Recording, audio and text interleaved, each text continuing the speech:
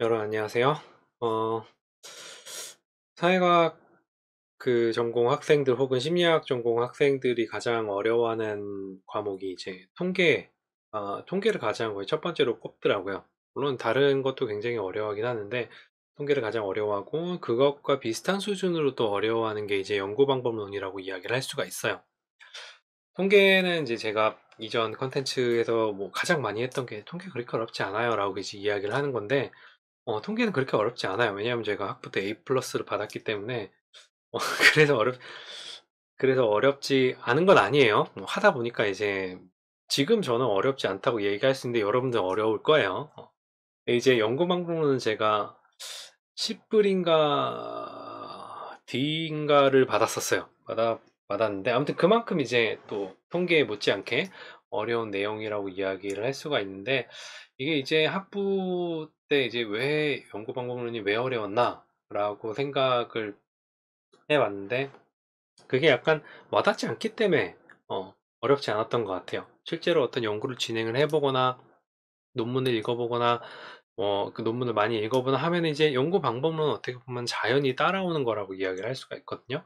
만약에 이제 대학원생이고 이제 4학기가 뭐 3학기 프로포저를 준비한다. 뭐 제 논문을 쓴다라고 하는데 나는 아직도 연구 방법론이 어렵다라고 하는 거면은 논문을 조금 덜 읽은 거라고도 이야기를 할 수가 있어요. 뭐 아무튼 그렇게 좀 어려워하는 그 과목이 있고 메일로 이제 그 연구 방법론 컨텐츠는 혹시 없냐라고 이제 몇몇 분들이 요청을 주셔가지고 연구 방법론 컨텐츠를 만들게 됐습니다. 그래서 오늘은 그 중에 첫 번째 심리학 연구의 개관에 대해서 한번 알아볼 텐데, 심리학 연구 방법론이라고 해가지고 뭐 심리학만 다루는 건 아니에요. 그러니까 제가 이제 전공이 심리학이기 때문에 심리학 연구 방법론이라고 이름을 붙였지, 일반적인 연구 방법론, 일반적이라기보다는 사회과학에서 사용하는 연구 방법론이라고 이해를 하시면 될 것 같아요. 자, 그러면 한번 살펴보도록 하겠습니다.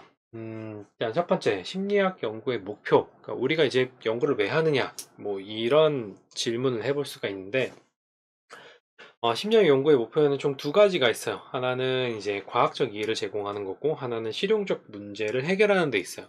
과학적 이해를 제공하는 건 우리가 일반적으로 이제 기초 연구라고 이야기를 하고, 실용적 문제 해결을 하는 것은 이제 응용 연구라고 해요. 연구를 갖다가 이제 크게 두 개로 나누면 이제 기초 연구랑 응용 연구로 나눌 수 있고, 응용 연구 같은 경우에 이제 특정 문제에 목표를 두는 연구예요. 그러니까 어떤, 뭐 심리학이라고 하면은 어떤 그 정신적인 어떤 증상이라든지 심적인 증상 같은 것들을 어떻게 치료할 수 있을까? 아니면 어떻게 개입할 수 있을까? 이런 함의들을 이제 이끌어내는 게 응용 연구들이고, 기초 연구 같은 경우에는 정말 딱딱한 실험실 기초 연구라고 이야기를 할 수가 있습니다. 제가 지금 잠깐 발을 담그고 있던 심리 측정이라든지 여기도 어떻게 보면 이제 기초 연구. 거기서도 이제 기초 연구도 기초 연구라고 생각될 수도 있겠지만 거기서도 이제 응용 연구가 나올 수가 있는 거죠. 기초 연구는 응용 연구가 사용할 자료를 이제 보고를 하는 거예요. 그러니까 어떻게 보면은 응용 연구가 나오기 위해서는 기초 연구가 선행이 돼야 돼요. 논문들을 보면 대부분의 연구들이 지금 응용 연구들이 굉장히 많이 나오는데 그런 응용 연구들이 많이 나올 수 있는 이유는 기초 연구가 그만큼 많이 되어 있기 때문에 응용 연구가 많이 나오는 거예요. 여러분들이 이제 논문을 쓰는 대학원생들 같은 경우에는 예를 들어서 여러분들이 그 쓰고자 하는 어떤 논문 주제에 대해서 그 주제를 다룬 논문들이 별로 라는 거는 뭐 그거에 대해서 기초 연구가 많이 이루어지지 않았다라고 이제 이야기를 할 수가 있겠죠. 응용 연구와 그리고 이제 기초 연구는 이론적 설명하고 개념 같은 것들을 이제 확립하는 연구라고 이야기를 할 수가 있습니다. 기초 연구는 의외로 실생활과 관련이 있지만 실제 상황의 적용은 생각보다 어려울 수 있다. 뭐 이게 뭔가 앞뒤가 바뀌고 뭐 똑같은 말 하는 거 아니냐라고 얘기할 수도 있는데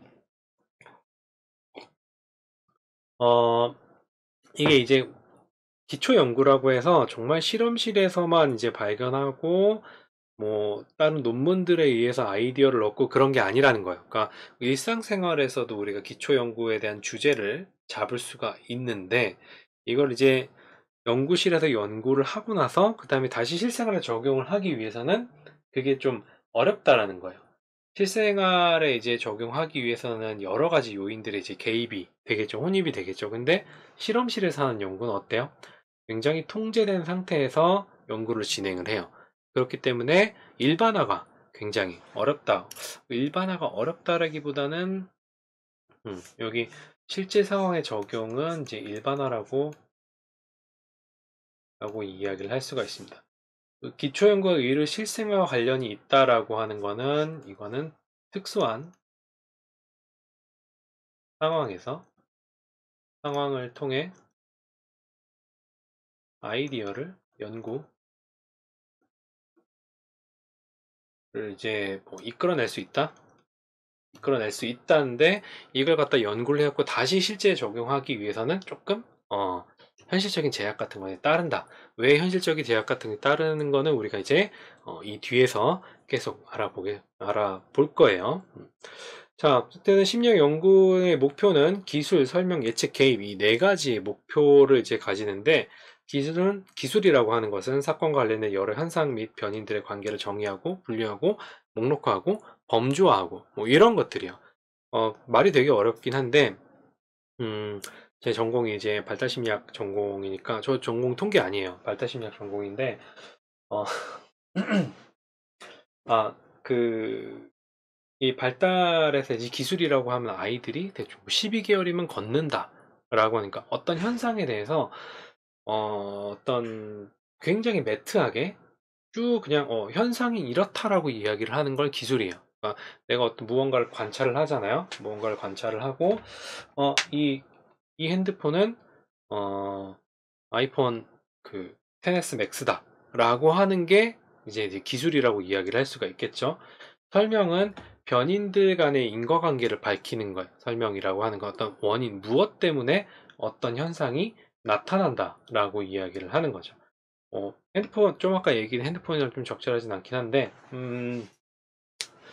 기술, 그러니까 이렇게 하면 이해를 들어볼까요? 예를 들어서 이 핸드폰이 박살이 나 있어. 박살이 나 있는 걸 봤어요. 박살이 나는 걸 봐서 핸드폰이 박살이 나 있다. 이거는 기술이에요. 그러니까 설명, 변인들 간의 인과관계를 밝히는 거예요. 그러면은 핸드폰이 박살난 현재 상태를 난 지금 보고 있죠. 그러면은 이 핸드폰이 박살나기 위해서는 어떤 상황에서 핸드폰들이 박살이 날까요? 떨어지거나 던져지거나 아니면 어떤 외부적인 충격 같은 것들이 가해졌을 때 핸드폰이 박살나죠. 그러니까 떨어지는 거, 그리고 누군가 던진다, 그리고 외부 충격을 받는다, 이런 세 가지, 예를 들어 이 세 가지 요인이 있다고 했을 때 이 세 가지는 핸드폰이 깨져 있다를 설명할 수가 있겠죠. 그렇죠? 그게 이제 그런 것들을 찾아내기 위해서 변인들 간의 인과관계를 밝히는 것이 이제 연구의 목표가 될 수가 있습니다.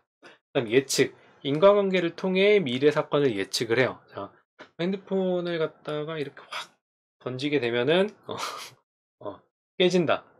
음, 깨진다라고 하는 것을 예측을 할 수가 있겠죠. 여러분들이 예를 들어 주머니나 아니면 가방에서 핸드폰을 꺼내다가 떨어지는 순간 뭘 예측해요? 이게 어떤 충격을 받으면은 깨진다라고 하는 거를 알기 때문에 예측하기 때문에 엄청난 걱정이 확 올라오죠.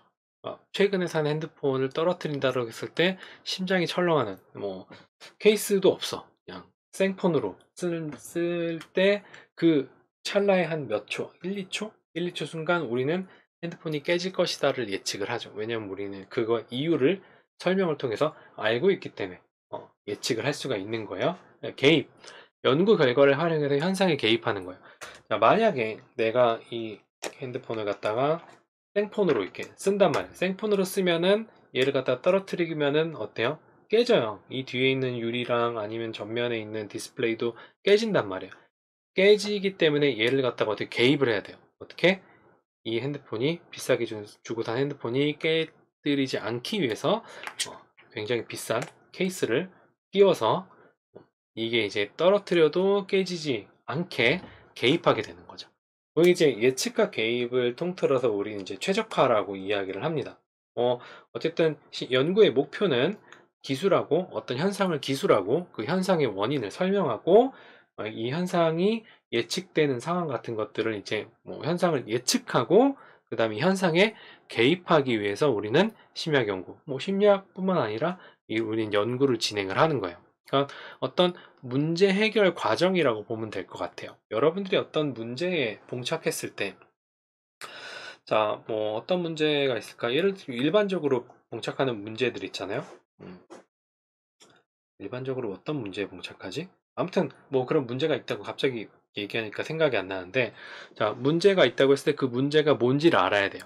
기술하는 거죠. 어떤 문제가 발생했다. 설명. 이 문제가 왜 발생했을까? 예측.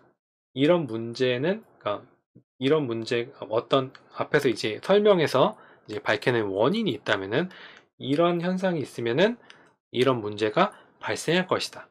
그래서 어떻게 한다? 이 문제가 발생하지 않기 위해서 어떤 조치를 취하느냐.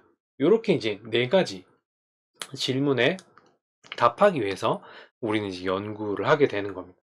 그게 이제 연구의 목표예요. 쉽죠? 말이 너무 길었나? 아무튼 이제 기술, 보편 접근법과 양적 분석을 사용해서 현상을 기술해요. 그러니까 근데 이 기술에는 우리가 이제 평균적인 수액만을 이야기를 해요. 일반적으로 이제 우리가 양적 연구, 그러니까 데이터를 갖다가 이제 평균을 내잖아요. 여러분이 논문을 보면은 결과 부분에서 가장 처음에 보이는 게 이제 평균과 표준 편차, 뭐 기술 통계에 대해서 이제 보게 되는데 그게 이제 기술이에요. 뭐 독특한 개인의 특성을 기술하고자 할 때는 이제 개별 사례 접근법, 뭐 인터뷰라든지 이런 방식을 사용을 하게 되죠. 설명. 여기서 굉장히 중요한 게 나오는데, 인과 추론을 위한 세 가지 조건, 공변, 시간적 우선성, 가능한 대안 제거. 이게 충족이 됐을 때 현상의 원인을 이해를 할 수가 있습니다. 이 말은 X에서 Y로 가는 거, 그러니까 이게 이제 원인이고, 이게 결과예요. 원인이고 이제 원인이고 결과일 때, 자, 여기서 이제 공변이라고 하는 거는 x가 변할 때 y도 변해야 되는 거예요. 같이 변해야 되는. x가 변하지 않는데 y가 변한다면은 이 y를 변하게 만든 거는 x가 아니에요. 그렇죠? 여러분들이 살이 찌는 이유가 뭐예요? 살이 찌는 이유는 무언가를 먹기 때문에 그렇죠. 무언가 변해요. 내 입안에서 무언가 변해요. 들어가갖고 위장에서 지방을 싹 빨아들여갖고 내 배에다가 이렇게 두른단 말이에요. 그런 것 때문에 이제 그게 원인이고, 시간적 우선성. 이거는 먼저 먹으니까 살이 찌죠. 어, 그쵸? 살이 찌니까 먹는다? 살이 찌니까. 그거, 뭐, 그럴 수도 있긴 하겠지만, 아무튼, 스트레스 받아서 먹을 수도 있겠죠. 자, 아무튼 그런 시간적 우선성이라고 하는 거는 어떤 원인은 결과보다 항상 먼저 있어야 돼요. 그게 이제, 결과가 먼저 나올 수는 없어요. 그러니까, 뭐 아니 땐 굴뚝에 연기 날까? 이런 거로, 이렇게 얘기하면 되려나? 자, 그런 것들이 이제 인과 추론을 위한 조건 중에 두 가지예요. 같이 변해야 되고, X가 변하면 Y가 변해야 되고, X는 항상 Y보다 먼저 있어야 되고, 어떻게 보면 가장 중요한 게 이제 가능한 대안 제거예요. 가능한 대안 제거. 요 세 가지 조건이 충족됐을 때 X에서 Y로의 인과관계가 성립이 됩니다. 그러니까 인과관계를 위한 필수 조건 세 가지. 여러분들이 이거 시험에 꼭 수업은 아니긴 하지만 시험에 꼭 나오니까 요거는 이제 꼭 어디든 시험에도 나올 거예요. 요거는 꼭 기억을 해두시기 바랍니다. 그러니까 어떤 경우가 있냐면 신발 사이즈하고 신발 사이즈가 크면 클수록 지능이 높아요. 이 관계가 성립이 돼요. 왜 그럴까? 정말 신발 사이즈가 지능이랑 관련이 있을까? 혹은 신발 사이즈가 지능에 영향을 미칠까? 아니면 지능의 원인은 신발 사이즈일까? 이렇게 이제 생각을 하면 당연히 아니지. 근데 통계적으로는 이 숫자를 비교해보면 이게 이제 나온다니까요. 그 말은 가능한 대안이 뭐냐면은, 자, 이거 두 개를 같이 증가시키는 게 뭐예요? 연령이 이렇게 영향을 미치게 되는 거예요. 실질적으로는 어떤 지능이 증가하는 것은 연령이 증가에 따라서 이제 지능이 증가한다라고 이야기할 수 있는데, 자, 연령이 증가하면 신발 사이즈도 증가하죠. 그렇죠? 요런 것들이 이제 가능한 대안이라고 이런 걸 제거했을 때는 얘는 여기에 영향을 미치지 않게 돼요. 그러니까 그런 것들이 충족됐을 때 현상의 원인이 돼서 우리는 이해를 할 수가 있게 되는 거죠. 뭐 여러분들 어떤 문제 해결 과정을 생각을 해보세요. 어떤 문제를 해결할 때 뭐가 원인일까? 어, 가능한 대안 같은 것들을 이제 제거하는 게 이제 필요하죠. 그리고 이런 가능한 대안 제거는 우리가 실제로 연구에서 뭘 확보할 수 있냐면은 타당성을 확보할 수가 있습니다. 연구 결과 일반을 통해 다른 조건에서의 현상을 이해를 할 수가 있어요. 설명. 그러니까 원인을 알았으면은 여러 가지 조건들에서 나타날 수 있는 현상들이 어떻게 나타날 것인가. 이 핸드폰이 머리에서 떨어질 때는 허리에서 떨어질 때는 어쨌든 떨어지면 깨진다라는 어떤 설명이 있을 때 그 세부적인 조건들에 대해서 우리가 이제 이야기를 할 수가 있겠죠. 자, 그 다음에 예측, 변수들의 관련성을 통해 원인이 되는 변수에 따른 결과 같은 것들을 예측을 할 수가 있죠. 그러니까 설명이랑 예측은 어떻게 보면 조금 비슷하다고 할 수가 있어요. 단지 이제 설명은 원인을 알았다고, 예측은 자 이제부터 원인을 알았으니까 앞으로 이런 현상이 처음에 벌어지면은 어떤 결과가 나올지를 이제 예측을 할 수 있다는 거죠. 자, 근데 개입은 이제 기초연구에서 개입은 이제 정신과정에 대한 이해를 위한 연구고, 그러니까 단순히 이제 어떤 지식이라든지 이론 같은 것들을 만드는 거고, 응용연구는 이제 인간의 삶을 향상시키기 위한 어떤 연구라고 볼 수가 있겠죠. 제가 굉장히 좋아하는 브랜드예요. 거기서 뭐 그 뒷광고나 뭐 이런 거 받은 거 아니니까. UAG 케이스인데, 제가 이 핸드폰을 3년 전에 샀는데 아직도 말짱합니다. 아직도 말짱하고 깨지질 않아.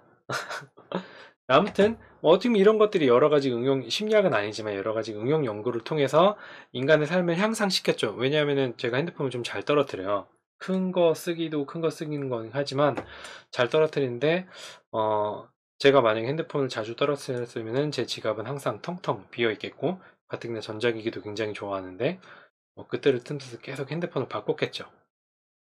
그러면 이제 저는 제가 좋아하는 다른 전자기기를 못 사고 계속 핸드폰에만 매달려서 살 수도 있겠죠. 아무튼 덕분에 제 삶이 향상됐다라고 얘기할 수 있을지 잘 모르겠지만 어쨌든 그렇게 향상이 되는 거예요. 자, 아무튼 이 심리학의 연구의 목표가 이렇게 네 가지가 있다는 거, 기술, 설명, 예측, 개입, 이 네 가지가 있고, 그 중에서 여기서 또 하나 알아둬야 될 거는 설명이 공변, 시간적 우선성, 설명에서 이제 인과의 조건이 공변, 시간적 우선성, 그 다음에 가능한 다른 대안 제거, 이렇게 세 가지가 만족됐을 때 우린 인과관계를, 변수들 간의 인과관계를 확인할 수 있다. 이렇게 이야기를 할 수가 있습니다. 자, 다음에 이제 이론에 대해서 알아볼게요. 제가 좀 가리네요. 이론이라고 하는 거는 여러분들이 연구를 할 때 사용하는 재료예요. 이 이론 어디서 나와요? 기초 연구에서 이 이론이 나와요. 그러니까 꼭 기초 연구에서 나오는 건 아니에요.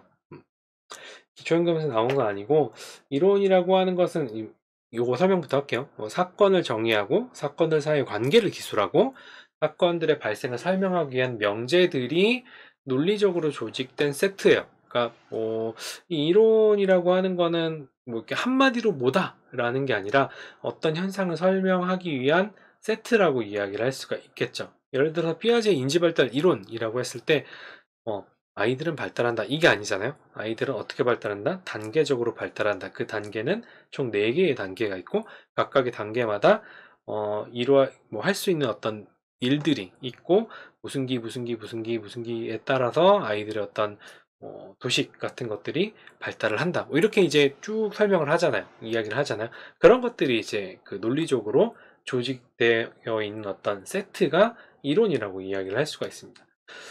이론의 범위는 이제 설명하라는 사건들 범위에 있어서 매우 구체적인 수준부터 복잡한 수준까지 굉장히 다양하게 나타나요.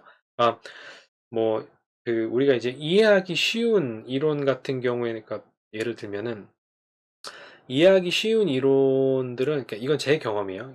그냥 딱 보고 이제 알만한 이론은 굉장히 좋은 이론이긴 한데, 그런 이론들은 이제 별로 없어요. 별로 없고, 음, 그, 어떤 세세하게 정의를 해놓은 이론이 어떻게 보면은 조금 더 그 연구나 이런 거 하기에는 좀 더 적합할 수는 있어요. 그러니까 뭉뚱그려서 이제 그 뭉뚱그려서 한 거 아니면 굉장히 여러 가지 이론들이 섞여 갖고 이제 너무 복잡하게 되어 있으면 그건 또 이제 또 실질적으로 연구에 이용하기가 굉장히 힘들거든요.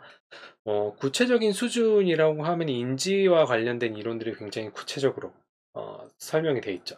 복잡한 수준이라고 하면은 애착 이론을 들 수가 있어요. 이론의 범위는 이제 여러분들이 공부를 하면은 인지 이론은 딱딱딱딱 뭔가 떨어져요. 근데 애착 이론은 이론을 공부하다 보면 타고 들어가고 끝 없이 계속 뭔가 그 꼬리에 꼬리를 문 뱀처럼 계속 왔다 갔다 하면서 점점 커져요. 공부를 해보면은 제가 이제 별로 좋아하지 않는 그 이론이 애착 이론이에요. 그러니까 뭐 애착 이론이 나쁘다는 게 아니라 관심이 있어요. 왜냐면 저도 애착 이론 때문에 대학원에 왔고 이제 석사 과정에서 이제 애착 이론으로 논문을 쓰려고 했는데 도저히 답이 안 나와가지고 이제 그 포기를 했거든요. 뭐 결국 이제 인지 쪽으로 왔고 지금은 이제 거의 뭐 통계 쪽으로 통계나 연구방론 쪽으로 하고 있긴 한데 아무튼 그런 것들이 이제 복잡한 이론이라고 이야기를 할 수가 있습니다. 좋은 이론은 경험적 지식을 조직화하고 이제 좋은 이론이라고 하는 논리적이고 여기 보이죠? 논리적이고 명확하고 절약성이 있는 거예요. 그러니까 너무 복잡한 거는 좋은 이론이라고는 이야기를 할 수가 없어요. 그러니까 물론 이제 그렇다고 애착 이론이 나쁘다는 건 아니고 이 절약성 우리가 인터넷에서 글 보면은 꼭 뭐 어떤 댓글 있어요? 세 줄 요약 좀 간단히 써주세요. 아니 남은 고생해서 썼는데 세 줄 요약해서 써달라고 하면은 기분이 굉장히 나쁘지만 어쨌든 우리는 굉장히 바쁜 사람들이기 때문에 그 내용을 이제 좀 빨리 알기 위해서 세 줄 요약해달라고 하는 거잖아요. 제가 그런다는 건 아니에요. 저는 그냥 길면 그냥 안 읽어요. 그러니까 절약성이 굉장히 중요해요. 그리고 명확하고 논리적이어야 되는 거. 이런 좋은 이론은 경험적 지식을 조직화하고 검증 가능한 가설을 제공한다. 이 말이 뭐냐면 경험적 검증 가능한 가설을 제공하는 경험적 지식을 조직화한다라는 말은 우리가 일상 경험을 이론으로 설명 가능한 거예요. 일상 경험을 이론으로 어느 정도 설명 가능할 때 경험 지식을 조직화한다고 이야기를 할 수가 있고 검증 가능한 가설을 제공한다라고 하는 거는 뭐 이거는 뭐 따로 설명 안 하는데 알겠죠? 음. 왜냐하면 일상의 이론을 설명을 하기 때문에 어느 정도 설명을 하기 때문에 이 설명을 바탕으로 우리는 어떤 가설을 만들 수가 있는 거죠. 좋은 이론들은 그러니까 뭔가 이론이 알 것 같아. 좀 받아들이기 굉장히 쉬운데 파면 팔수록 뭔가 조금 정리가 안 되는 느낌이다 라고 하는 건 어떻게 보면 이제 절약성이 조금 떨어진다고 이야기를 할 수 있고 명확성도 좀 떨어진다고 할 수 있고 좋은 이론의 반대를 꼭 만들어야 되냐 싶긴 하지만 어쨌든 그렇다고 해서 나쁜 이론은 아니에요. 덜 좋은 이론이에요. 좋은 이론 밑에는 그 반대는 덜 좋은 이론. 물론 나쁜 이론도 있어요. 그러니까 이론 말도 안 되는 이론도 있긴 한데 그런 것들은 이제 우리가 연구에서 거의 사용하지 않으니까 음, 좋은 이론만 있어요. 좋은 이론과 덜 좋은 이론이 있다고만 이해를 하시면 될 것 같아요. 좋은 이론은 여러 검증 연구에서도 살아남은 그러니까 정확한 예언을 한다라고 하는 게 이것도 굉장히 중요해요. 여러분들이 실제로 연구를 할 때 좋은 이론을 사용해서 연구를 하는 게 굉장히 중요해요. 왜? 그 좋은 이론이라고 하는 거는 여러 검증에서 살아남는다라고 하는 것은 이전에 진행됐던 여러 연구에서 계속해서 살아남았다는 건 뭐예요? 어떤 현상을 계속 의미 있게 설명했다는 거예요. 그리고 그게 동일하게 일관되게 설명을 했다라는 거예요. 그만큼 여러 상황에서 어떤 일반화가 가능하다는 거죠. 일반화가 가능하다는 그러니까 연구가 동일한 주제로 여러 연구가 이루어지긴 하지만 그 연구가 이루어지는 대상이라든지 세부적인 내용이라든지 뭐 이런 것들은 다 조금씩 달라요. 그랬을 때 예를 들어서 우리가 연구를 할 때 서울 사람 대상으로 했는데 또 연구 결과 나오고 경기 수원 경기구나. 여기 이제 충청 뭐 전라도 그다음에 경상도 강원도 뭐 제주도 아니면 이제 일본 중국 미국 이렇게 해서 다 동일한 결과가 나왔다라고 하면은 그 이론은 한국뿐만 아니라 동양 문화권이랑 서양 문화권에서는 어느 정도 어떤 현상을 설명하는 이론이라고 이야기를 할 수가 있겠죠. 그런 것이 이제 좋은 이론이에요. 여러 검증에서 살아남고 그리고 정확한 예언을 하겠죠. 어. 그래서 여러분들이 이제 연구를 하거나 할 때 굉장히 신박한 그 주제로 연구를 하고 싶은 욕구들이 있는 거 알고 있어요. 새로운 거 하고 싶고, 저 얘기했는지 모르겠지만 교수님들이 너무 뻔한 거 아니야? 라고 이제 이야기를 하면은 이제 학생들이 하는 것 중 하나가 뭐가 있냐면은 어디서 굉장히 그 팬시한 갓 이제 주장되기 시작한 따끈따끈한 무언가를 가지고 와요. 매력적이죠. 재밌어 보이고. 근데 이제 뭐 교수님이 이제 뻔한 거 아니야 라고 이야기를 하는 거는 그 논리라든지 아니면은 그 논리의 진행이 너무 진부하다 이거예요. 그러니까 이걸 이제 다른 각도로 동일한 동일한 주제로 여러 연구가 진행돼 있다 하더라도 이걸 어떤 각도로 보냐, 어떤 식으로 설명을 하냐, 요게 이제 조금 어떻게 보면은 그 연구에서 위트라고 이야기를 할 수가 있거든요. 그런 것들, 제가 갑자기 딴 데로 새긴 했는데 아무튼 여러분들이 연구를 할 때는 좋은 이론을 사용해서 연구를 해야지 졸업을 할 수가 있습니다.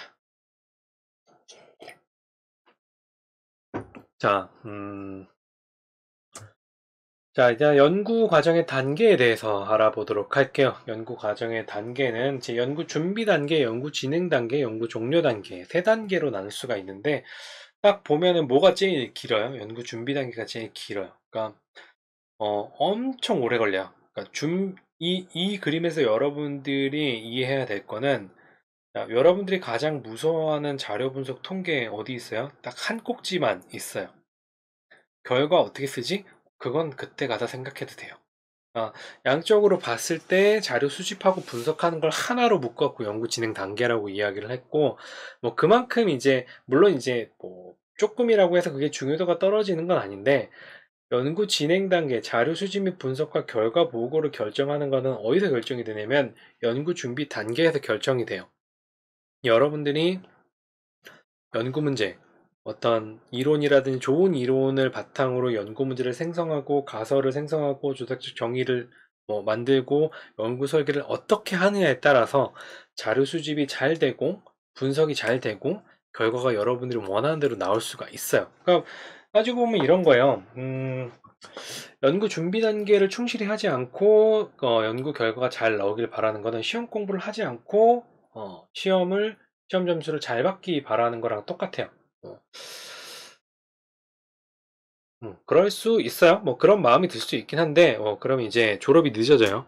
그리고 시험 같은 경우에는 뭐 어쩌다 잘 볼 수는 있겠죠. 어쩌다 잘 볼 수 있는데, 저는 머리가 좋아서 괜찮아요. 뭐 이렇게 이야기할 수도 있겠지만, 연구는 그렇지 않습니다. 연구는 머리로 하는 게 아니라 엉덩이와 그 뭐냐, 끈기? 엉덩이와 끈기로 하는 거예요.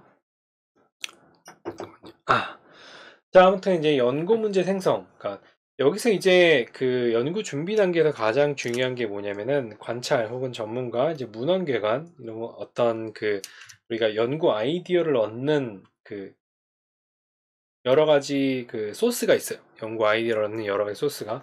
뭐 이거 관찰 전문가 문헌궤관 말고도 이제 더 많이 있는데 그건 뒤에 가서 설명을 할게요. 이런 관찰 전문가 문헌궤관을 통해서 이제 무엇을 연구할 것인가? 그다음에 이 연구한 거에 대해서 현상에 대한 잠정적인 어떤 설명을 이제 하는 거죠. 연구의 이론을 설정을 하고 연구 문제 가설 및 이론에 따른 연구 설계를 진행을 하는데 이런 것의 근간이 되는 거는 여러분들이 평상시에 관심 있는 주제에 대해서 얼마나 많은 관찰을 했느냐. 그리고 그 관찰한 것을 가지고 얼마나 뭐 전문가라고 하면 이제 여러분들이 지도 교수님이나 아니면은 학교 교수님이나 뭐 학부생이라고 하면 관심 있는 것들이 있으면은 교수님이나 아니면 다른 선생님들이나 아니면 선배들이랑 찾아가갖고 이게 뭐예요라고 물어볼 수가 있잖아요. 그런 것들이 혹은 가장 중요한 문헌기관, 서양 연구를 얼마나 많이 읽었느냐. 이게 연구 준비 단계의 가장 핵심적인 요인이라고 이야기를 할 수가 있습니다. 그러니까 관찰 전문가 문헌기관이라고 하는 거는 이제 관찰이랑 전문가는 수업 시간에 수업을 얼마나 열심히 들었느냐, 그 다음에 시험 공부하면서 다른 책들이나 아니면 다른 것들을 얼마나 많이 봤느냐. 그거예요. 시험이라고 생각을 했을 때, 요게 이제 연구를 연구를 잘한다라고 하는 것도 말하는 것도 조금 그래요. 그러니까 조금 우리는 말초적으로 내려와서 졸업을 손쉽게 할 수 있는 방법에 대해서 이야기를 하자면은, 자, 평상시에 열심히 관찰하고 교수님이랑 얘기하고 논문을 열심히 읽으면은 논문은 그러니까 학위는 굉장히 쉽게는 아니고 상대적으로 쉽게 받을 수 있다. 졸업을 제때 할 수 있다. 뭐 이렇게 이야기를 할 수가 있겠습니다. 자, 뭐 세세한 내용들은 뒤에 가면서 또 이야기를 하도록 할게요. 제 생각에 이번 시간 아마 1시간 반이 넘을 것 같은 불길한 예감이 드는군요. 2시간이 될 수도 있을 것 같아요. 자, 연구 아이디어 원천.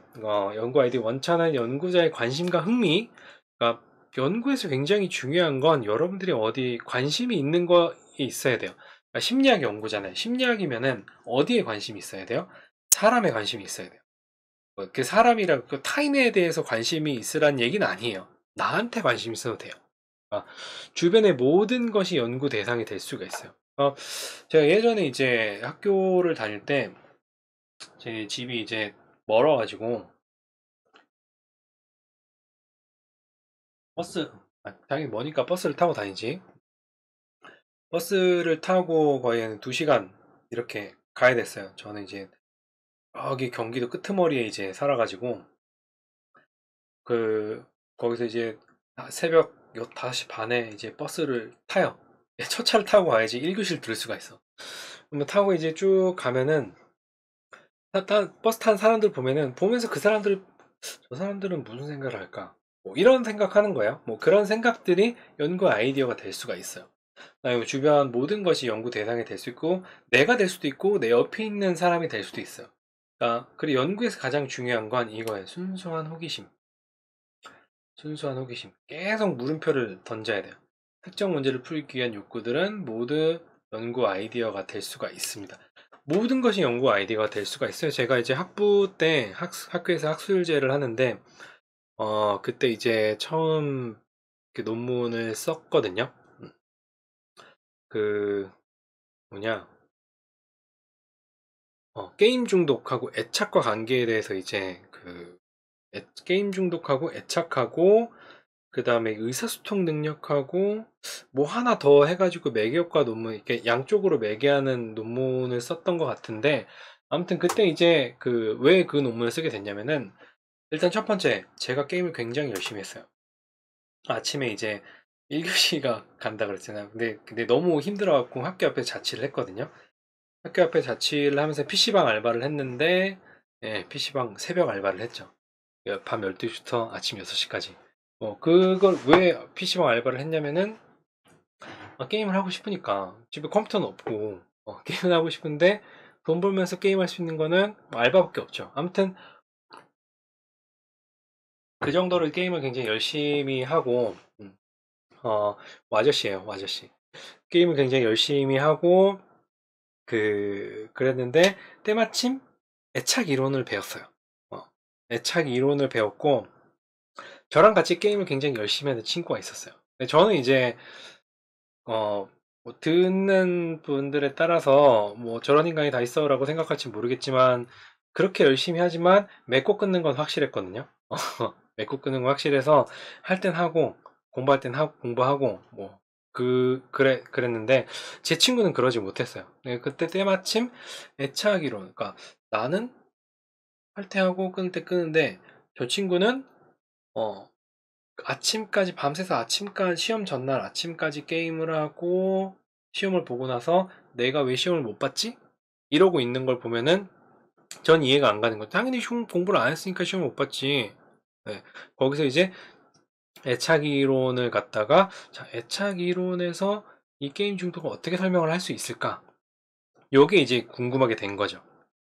그러니까 뭐 어디 하나 꽂히게 되면 이제 그걸 계속 이제 공부를 하게 되는데 아무튼 그렇게 이제 그 첫 연구의 스타트를 떼게 됐어요. 첫 번째 이제 연구고 지금 보면은 이 연구인가 싶을 정도로 이제 그냥 보고서 아니야? 라고 이제 생각이 들긴 하는데 나름 그때 이제 교수님들한테 물어보고 막 이거 이 방법 저 방법 써가면서 매교과 논문을 썼던 것 같아요.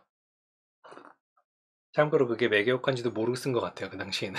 그냥 막 있는 대로 그 되는 대로 쓴 거라서. 자, 아무튼 그런 것들이 이제 그 연구가 될 수 있다는 거예요. 쓸데없는 얘기로 조금 시간이 지체되긴 했는데, 자, 그 다음에 이제 과학적 방법은 경험적이고 체계적이고 통제된 관찰을 필요해요. 그러니까 뭐 제가 중간에 이제 스킵한 부분이 있긴 하지만 그거에 대해서 얘기한 과학적 방법은 경험적이에요. 제가 눈으로 관찰을 하고 해야 되니까 누굴 관찰해요? 저를 관찰하고 그 친구를 관찰하고 애착이라고 했을 때 이제 아주 어렸을 때 이제 부모 자녀 관계에 대해서 이제 이야기를 하잖아요. 그랬을 때 나의 어린 시절과 이 친구의 어린 시절과 다른 게임하는 친구들의 어린 시절 같은 것들을 이제 뭐 듣는 거죠. 뭐 어렸을 때 뭐 했냐? 뭐 하고 놀았냐? 뭐 너가 아버지 뭐 하시노? 이건 아니지만 그 뭐 부모님은 뭐 하시는지 뭐 어떻게 했는지 뭐 이런 얘기를 이제 뭐 하게 되면은 그게 전부 다 저한테 이제 연구 데이터가 되는 거죠. 연구 데이터가 돼서 그래 그거 보면 애착이랑 관련성이 있을 거다라고 이제 저는 가설을 그 세우고 게임 중독과 관련성을 갖다가 이제 게임 중독이 그 애착으로 인해서 발생할 수 있다? 애착이 원인이 된다? 뭐 이런 것들을 밝힌 거예요. 그 중간에 이제 대인관계 유능성하고 뭐 자존감인가 뭔가 이제 그런 것들을 이제 넣었던 것 같긴 한데 저기 어디 있는데 생각난 김에 좀 찾아봐야 되겠네요. 자, 아이디어 원천은 어쨌든 가장 중요한 건 여러분들이 주변에 얼마나 많은 관심을 가지고 있냐, 나 자신에게 얼마나 그렇다고 이제 자기의 성향이를 되라는 건 아니에요. 저는 약간 좀 자기의 성향이 있긴 한데 어쨌든 모니터링을 잘 해야 돼요. 자기가 무슨 짓을 하고 있는지. 전문가 혹은 지도교수님을 통해서 아이디어 원천을 얻을 수도 있을 거고, 수업에서 여러분들이 이제 아이디어를 얻을 수도 있어요. 자, 그 다음에 문헌개관. 학술지나 교재를 비판적으로 읽는 거.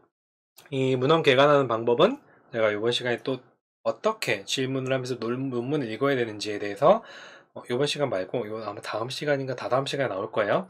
그것도 한번 이야기를 해보겠습니다. 그리고 이 문헌 개관하면서 연구 아이디어 노트를 꼼꼼히 빼고 많이 적어야 돼요. 왜 그 영화나 이런 데 보면 이렇게 메모 많이 하는 사람들 있잖아요. 그러니까 아니면 만화 같은 거 보면은 작가들이 꿈을 꿔서 이건 대박 아이디어야라고, 그러니까 자다가 일어난 대박 아이디어야라고 해서 이제 그걸 적어놓기 위해서 머리맡에 이제 노트를 놓는다, 뭐 그런 얘기들도 있고, 그걸 이제 까먹어갖고 대박 아이디어를 이제 그 만화로 못 그린 그런 케이스들도 있는데, 그런 얘기를 한 적도 있는데, 아이디어 노트 같은 것들, 그 아카이브, 자기 나름대로 어떤 그 연구 유니버스? 이런 것들을 만드는 것도 굉장히 중요해요. 여러분들한테 지금 안 보이긴 하지만, 이게 지금 여기 크로마키가 있어가지고 안 보이긴 하지만, 이 뒤에는 제 칠판이 있어요. 제 방에.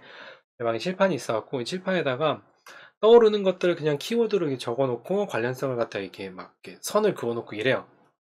뭐, 적어놓고, 나가. 그러다가, 다시 또 생각나면은 또 하나 적어놓고, 그게 적고 하다 보면은, 어느 어떨 때는 내가 도대체 무슨 생각을 한 거지? 뭐 다 지워요. 그러다가 다시 또 생각이 정리가 되면은 또 쭉 적어놓고, 그렇게 이제 연구들을 이제 목록들을 하나씩 정리를 하는 게 이제 아이디어 토큰 아카이브예요. 뭐 제가 나름대로 이제 박사 졸업을 하고 박사 과정 때부터 생각했던 제 연구 유니버스가 있어요. 마블 유니버스처럼 유니버스가 있어갖고, 제가 박사학위 때 쓴 논문은 제 유니버스 중에서 여기 앞부분, 가장 앞부분만 한 거예요. 졸업을 하면은 이걸 쭉 이어갖고 이 끝까지 가자라고 했는데 먹고 사느라고 이제 아직 많이 진행되지 못했습니다. 자, 아무튼 이제 그런 것들이 굉장히 중요해요. 한 연구 프로젝트 같은 거 참여하는 거. 제가 석사학위 논문을 조금 빨리 쓸 수 있었던 거는 이제 그 프로젝트에 참여하면서 아이디어를 얻게 된 거예요. 물론 이제 제가 아이디어를 어떤 개념을 알게 됐고, 프로젝트 참여하면서 이런 개념이 있었네를 알게 됐고, 제가 원래 관심이 있던 거를 갖다가 관심이 있던 대상 혹은 그런 어떤 심리적인 특성과 이 알게 된 이론을 갖다가 접목시키면서 석사학위 논문을 쓰게 됐는데, 뭐 그거에 대한 스토리도 있는데 나중에 이제 시간이 되면은 이야기를 하도록 할게요. 그런 식으로 이제 연구 아이디어를 이제 얻을 수도 있고, 여러분들이 있는 학교에서 혹시 이제 석사 랩에서 진행하는 연구, 이렇게 설문조사 이런 거 말고, 그 연구 RA 같은 것들 혹시 뽑거나 그러면은 한번 참여해 보는 것도 굉장히 좋아요. 그런 것도 이제 연구 아이디어를 얻기 위해서, 음, 네.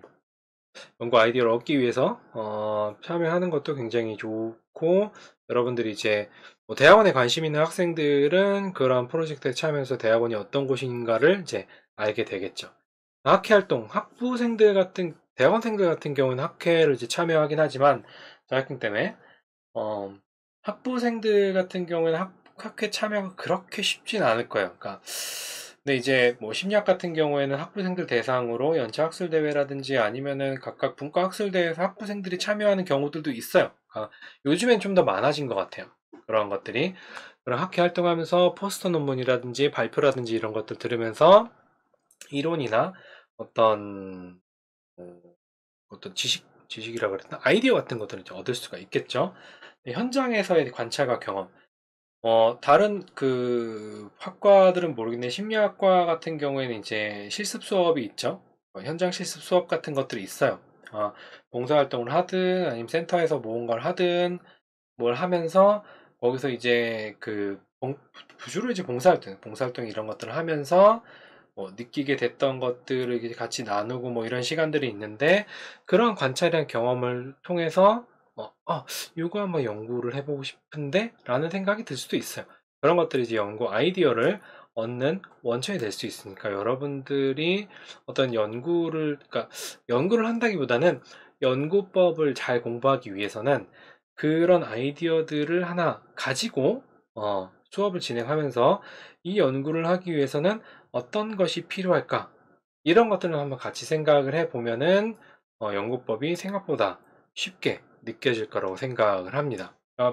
어떤 그냥 우리가 연구법 통계도 마찬가지. 통계도 데이터가 있어야지만 여러분이 쉽게 습득을 할 수가 있고 연구법도 연구 주제가 있어야지만 여러분들이 쉽게 할 수가 있어요. 제가 이제 뭐 학부 때 통계 A부를 받았던 거는 그냥 산수를 좋아해서 산수는 못하는데 산수를 좋아해요. 산수를 좋아해서 그랬던 것 같고 자, 아무튼 그런 것들이 이제 연구 노트를 활용해서 위에 원천을 통해 생각한 내용들을 쭉 기록하는 거. 제가 지금 화이트보드 얘기했다고 이제 화이트보드 집에서 사지 말고 그냥 노트 하나 들고 다니죠. 아니면 요즘 핸드폰 메모장 있잖아요. 메모장에다가 계속 이제 뭐 적어 놓는 거예요. 그런 것들 이제 제 휴대폰의 메모장도 보면은 옛날부터 지금까지 생각했던 그뭐 연구 주제 같은 것들 쭉 다 적혀 있어요. 키워드만. 언제 한번 정리해야 되는데 하면서 항상 정리를 못하고 있어요. 아니면 이제 음성 녹음 같은 것들. 운전하다가 갑자기 번뜩 생각이 난다. 그럼 이제 이거 못 쓰잖아요. 그럼 이제 시리아 음성 녹음 되나? 뭐 이제 그거 이제 해가지고 뭐라고 쭉 이제 하거나 아니면 뭐 그런 식으로 이제 그 저장을 해 놓을 수도 있고 아니면 갑자기 친구랑 같이 있다가 뭐 아이디어가 생각나면 야 잠깐 내 얘기 좀 들어볼래 안 할래? 그러면서 이제 그럼 분위기가 좀 쌓여지려나? 제 주변 친구들은 그 다 그런 인간들밖에 없어가지고 그런 거 되게 좋아하더라고요. 자 아무튼 그런 것도 항상 기록하는 것이 여러분들이 연구할 때 굉장히 중요하다는 거. 쓸데없는 얘기를 되게 많이 한 것 같은데 아무튼 그렇습니다. 자, 그 다음에 검증 가능한 가설의 개발. 두 개 이상의 변인들 간의 추정된 관계 또는 이론적 관계에 관한 진술이에요. 그러니까 우리가 아이디어를 통해서 연구 문제를 만들었으면은 어떤 그 연구 문제를 가지고 가설을 이제 만들 수가 있어요. 그러니까 가설은 두 개 이상 변인들 간의 추정된 관계 또는 이론적 관계에 대한 진술이에요.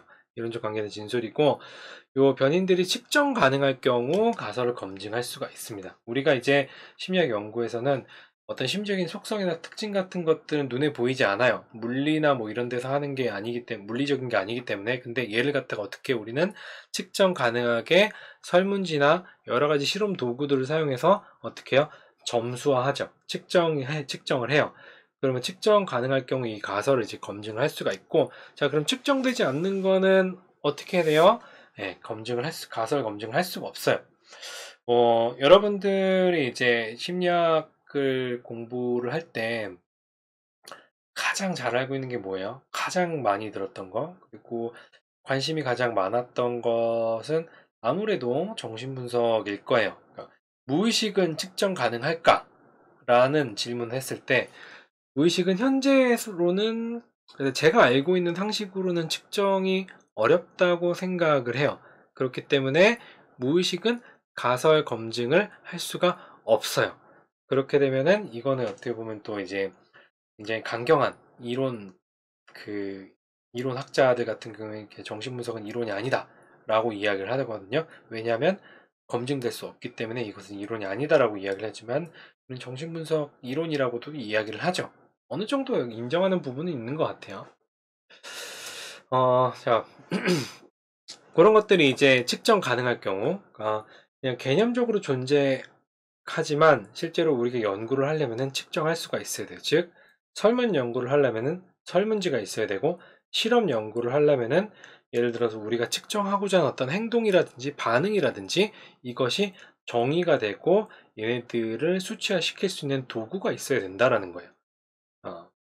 자, 본인의 측정 관계를 상세히 할수록 연구의 설계가 명확해질 수 있어요. 그러니까 변인의 측정과 관계를 상세히 할수록, 이 말은 우리가 관심 있는 어떤 무언가가 있을 때 얘를 갖다가 어떻게 측정하는 것이 정확히 측정하는 것인가에 대해서 상세하게 이야기를 할수록 연구 설계가 명확해진다라고 하는 것은 연구가 굉장히 간단하기보다는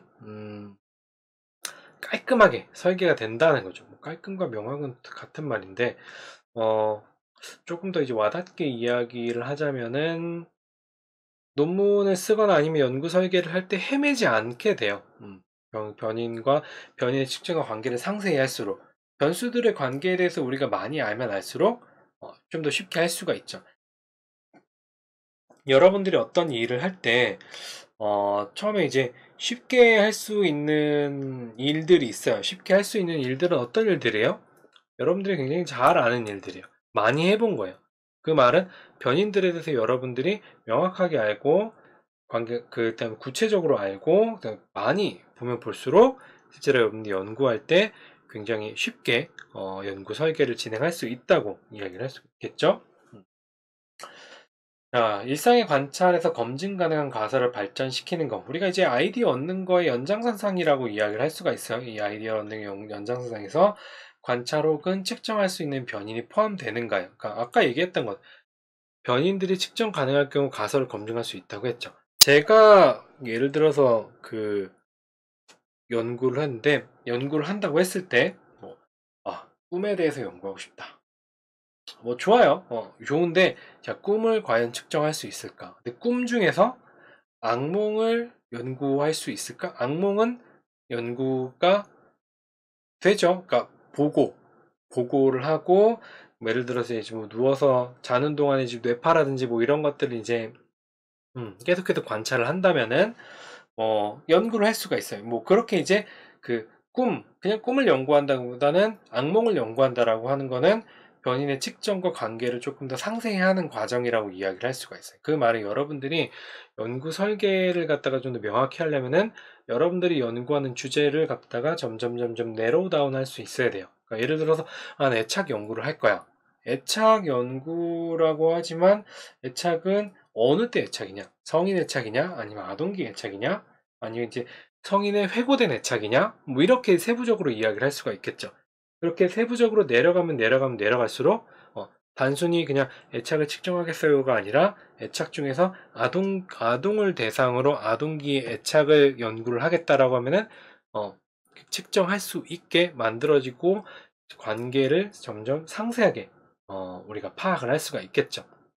그러니까 처음에 아이디어는 굉장히 러프하게 시작할 수가 있어요. 이 러프한 아이디어를 갖다가 그 개념을 점점 내로우 다운하고 점점 구체화시키고, 이 구체화된 것들을 바탕으로 우리는 뭘 만들 수 있냐면 가설을 만들 수가 있습니다. 그러니까 그렇게 되면 내가 처음에 하려고 했던 것과 조금 멀리 떨어져 와 있을 수도 있어요. 연구들이 멀리 떨어져 와 있을 수도 있는데, 근데 현재 상태에서는 그것밖에 안 되는 거예요. 그러니까 여러분들이 만약에 처음에 얘기하고 싶었던 거를 논문에서 이야기를 하고 싶다라고 하면은 어쨌든 구체적인 어떤 가설을 검증함으로써 연구 재원이라든지 논의 부분에서 논의는 어느 정도 이제 약간의 자유가 있거든요.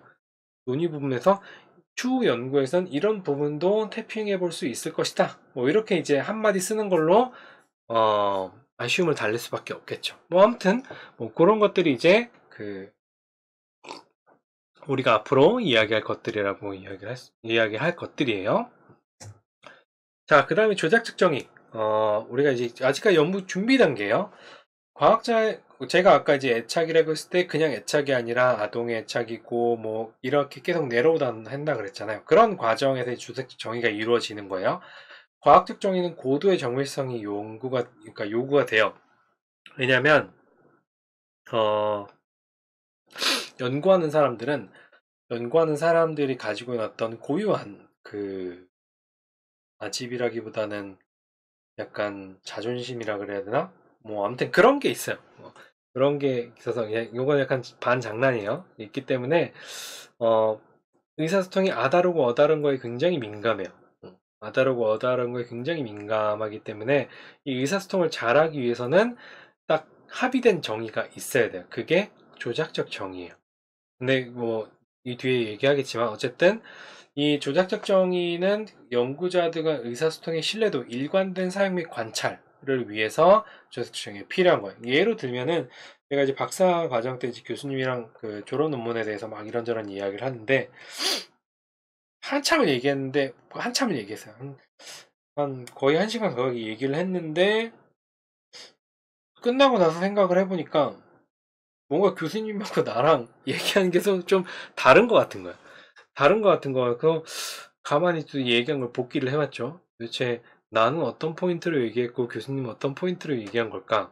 그러니까 결론은 이제 제 논문이 좀 너무 막 여기저기를 헤집고 다니니까 이쪽 부분을 조금 없애면 어떻겠냐라는 말씀이셨거든요.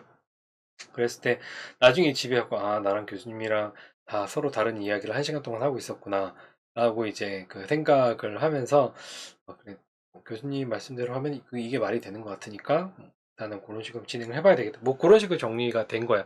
어쨌든 그런 게 이제 일관된 내용에 대해서 이제 서로 같은 관점으로 무언가를 바라보기 위해서는 이 조작적 정의가 필요하다는 거예요. 그러니까 예를 들어서 어떤 다툼이 있어요. 다툼이 있을 때 요즘에 이제 누가 어쨌어요라고 이제 뭐 이야기를 하면은 가장 또 많이 달리는 댓글 중 하나가 뭐냐면 일단 중립기업 바꿔 봅시다요. 그러니까 그런 것들은 이제 어느 한편에 서지 않겠다라는 거죠. 그러니까 조작적 정의라고 하는 것은 어떤 상황을 바라보는 하나의 관점이라고 얘기를 할 수가 있습니다. 그래서 이걸 갖다가 이 관점에서 봤을 때 이 연구자랑 같이 이야기를 하는 거죠. 그러니까 어떻게 보면은 조작적 정의는 세상 실험에서 이 시점을 서로 공유하는 어떤 장치라고도 이야기를 할 수가 있어요.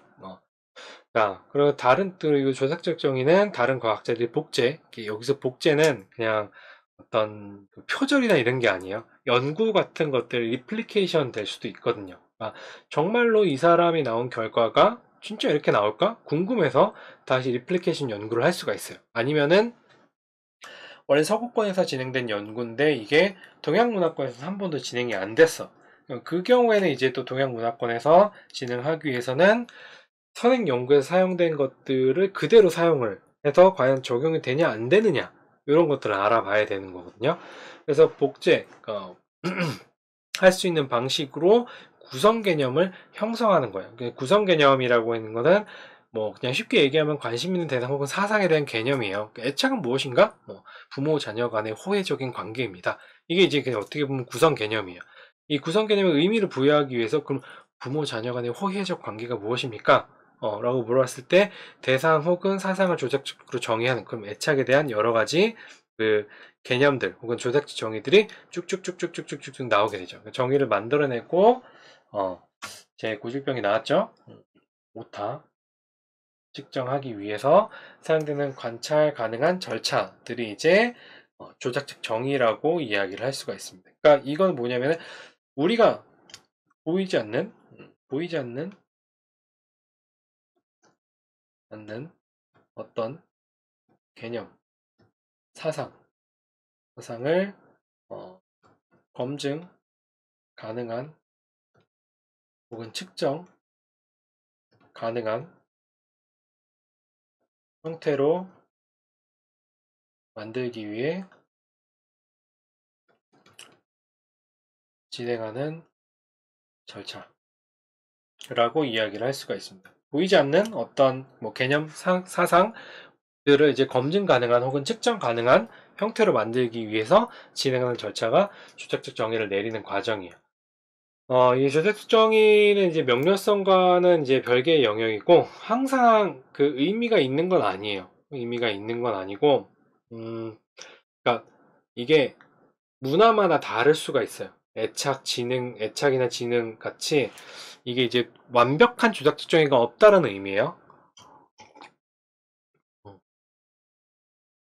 어떤 절대적인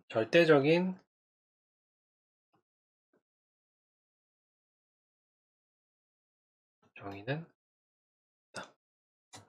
난 왜 이렇게 글씨를 못 쓰지? 다시. 절대적인 조작적 정의는 없다. 왜냐면 이제 무언가를 조작한 거잖아요. 조작한 거라는 인위적으로 무언가를 들어왔기 때문에 그거는 절대적일 수가 없는 거예요. 자, 다문화 연구에서 문화 간 특수성에 의해 특정 개념에 대한 조작적 정의가 달라질 수가 있어요. 그러니까 애착 같은 경우에도 예를 들어서 이게 우리가 이제 발달 심리학 시간에 애착을 배웠다라고 하면은 일반적으로 안정애착인 아이들은 안정애착 아이들은 어때요? 부모가 이렇게 부모가 있고 아이가 이렇게 있을 때 어떻게 외부적인 어떤 주변 탐색을 굉장히 중요시 하죠. 왜냐하면 양육자가 있을 때 이 아이가 탐색 활동을 한다라는 것은 secure base, 그러니까 안전 기지가 형성이 됐다라는 거고 그게 이제 안정애착의 증거라고 이야기를 하는데 그러니까 만약에 동양 문화권에서 아이가 태어났는데 부모님은 거들떠보지도 않고 혼자 놀아. 그러면은 부모님 기분이 어떨까? 요즘에는 좀 다른 것 같긴 한데 어쨌든 그런 연구에서 보면은 이 안정애착이라고 하는 정의가 서양 문화권과 동양 문화권에서는 어떻게 보면은 아이가 양육자에게 착 붙어 있는 것이 훨씬 더 이제 좋다라고 느낄 수가 있는 거죠. 그런 점에 있어서 애착의 조작적 정의는 문화권마다 서로 다를 수가 있다고 이야기할 수 있겠죠. 실제로 발달심리학 책에 있는 내용이에요. 그런 것들이 이제 항상 의미가 있는 것은 아니고 어떤 문화권마다 혹은 연구마다 조작적 정의가 조금씩 달라질 수가 있습니다. 그래서 여러분들이 그런 조작적 정의를 어, 논문이나 이런 것들을 보면서 잘 확인할 필요가 있어요.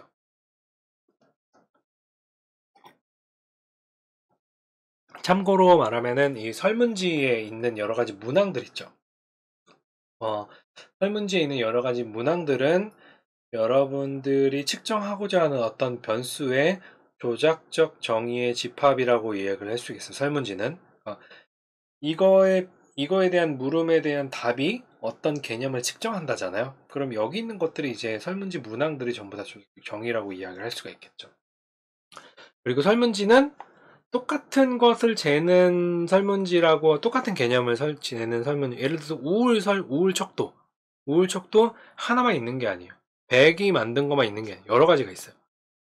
거기에 기반해서 만들어. 애착촉도 굉장히 많아요. 지능 검사 굉장히 많아요. 그런 것들이 이제 다 조금씩 다른 조작적 정의를 가진 척도라고 이야기를 할 수가 있습니다. 척도를 빗대서 이야기를 하자면은 자, 이제 연구 설계. 지금까지 이제 아이디어를 얻고 가설을 만들고 정의를 내렸으면 이제 연구 설계를 해야 되는데, 연구 설계는 우리가 다른 챕터에서 좀 더 세부적으로 볼 거예요.